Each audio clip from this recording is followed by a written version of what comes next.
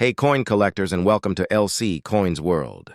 Today we're going to take a look at the Washington quarters from the United States from 1964, the last of the silver. Year quarters, there were only 2 mints. In 1964, the San Francisco Mint did not produce any, so these have to be either from the Philadelphia Mint or the Denver Mint, or perhaps one of each, which that's what we've got here. And if you want to find the mint mark for a 1964 quarter, you flip it over and you look right down here underneath, and the D there for Denver, you flip this one over and you see from Philadelphia at the Denver Mint in 1964.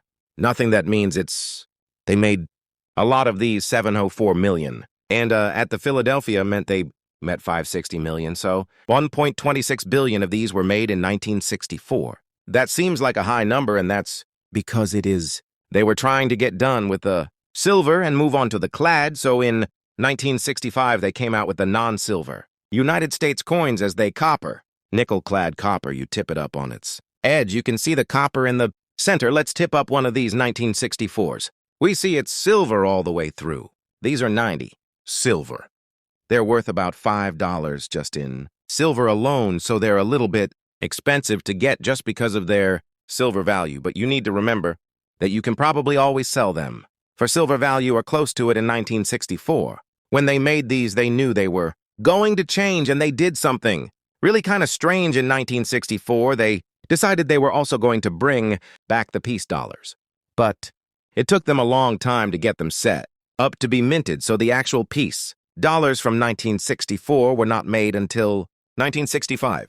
They made 316,076 peace dollars, plus some kind of trial versions. And then they decided to melt them all down, so there isn't actually, nobody has a picture of, nobody has an actual coin that says 1964. The peace dollar, they melted them all down. In fact, it was a $10,000 reward for 1964.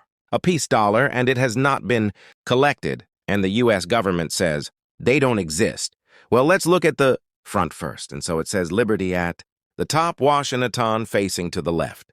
Down here, then, way down, we see AJ and ANF, and that's for John Flanagan, who originally engraved these coins in 1928.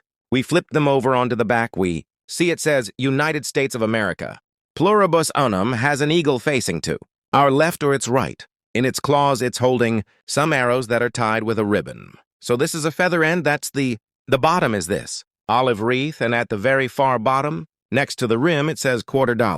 And if you get a good one of these, you can see the tail feathers underneath from the eagle that come below. The arrows, if you're looking at these and looking, this is where we're going to look on the coin to see what variety it is. They made 3 different varieties. Olive wreath, and at the very far bottom,